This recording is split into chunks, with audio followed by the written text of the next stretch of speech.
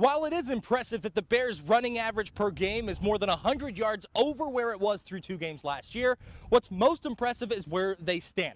Trailing only Oklahoma in the Big 12 Conference, the Bears also rank 5th nationally, averaging right now more than 300 yards a game, which is ridiculous. Every game counts from here on out, my man. And it's chaos, right? Back in August, the experts picked the Mejia Blackcats to finish last in the always rough District 8 4A Division II, and after 7 weeks, Mejia finds itself tied atop the district standings with #1 Connolly. Hey Leslie, this year Baylor's defense changed from a 4-man defensive line to a 3.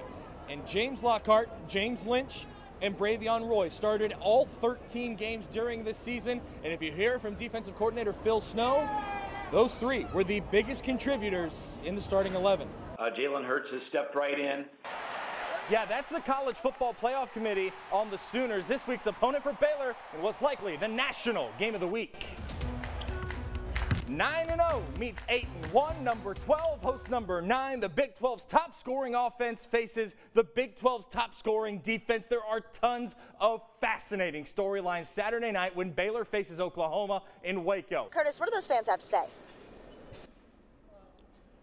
You know, it was a little stressful for them, Jessica. They filled the seats here all night cheering on their Lady Bears. It was a great crowd. They were loud, and they got quite the show, taking this one down to the wire. But at the end of the night, they get to celebrate a national championship with their Baylor Lady Bears. In fact, take a look at this, the Bear Pit.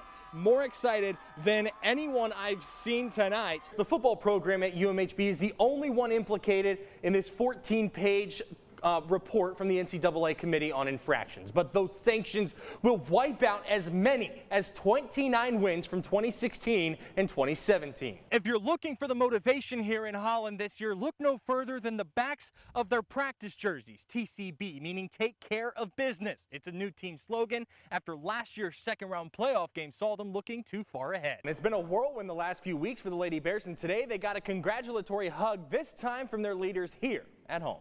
Back to Temple College. They actually own the national scoring record for points in a game in junior college at 173 points in a game.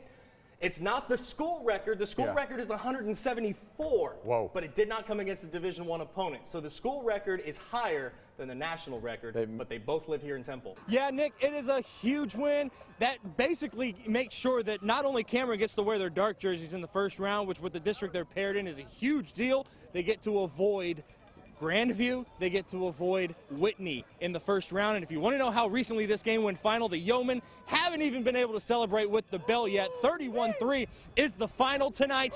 Cameron won this game on defense for 2 elite offenses. This game was won on defense. The Yo defense came out to play their best performance of the season so far against a potent Rockdale offense. And so, I mean, we might as well give it to them. It's the trophy they don't care about tonight. The Game of the Week champion for Week 9, the Cameron Yeomen. Could Temple stay unbeaten in district play as they squared off against Ellison in the wild and wacky 12-6A out at Leo Buckley Stadium? Temple on offense. Vance Willis hands off to Samari Howard. Fights his way in for the score. 7-0, capitalizing on an Eagle fumble.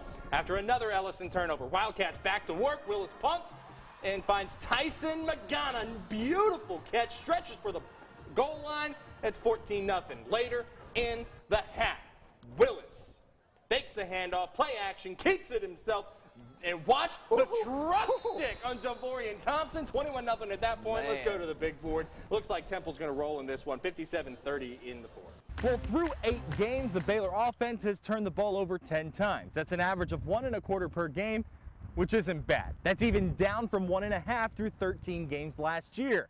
But in the series against TCU since Matt Rule arrived in Waco, the Bears are averaging 3 per game. I'm here with 3-time All-American and now a national champion, Kaylani Brown. When you saw your Corvette, did it kind of hit you finally? I'm a national champion? It did. If that happened, there'd be a 3-way coin toss.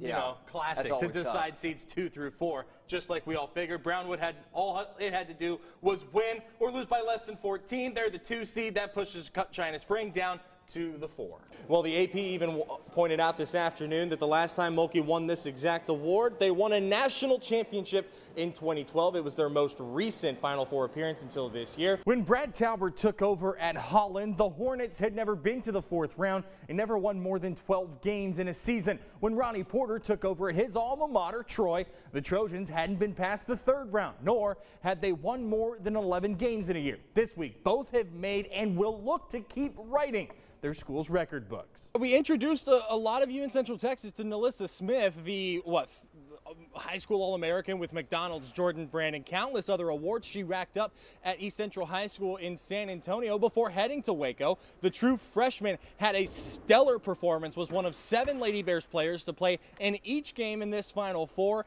and shined on a national stage tonight against Notre Dame for a national championship. Since 1999, I'm looking at the signs right now. So since the turn of the century, Martin has won 4 of their 7 state championships, and not a one of them has been with an undefeated record.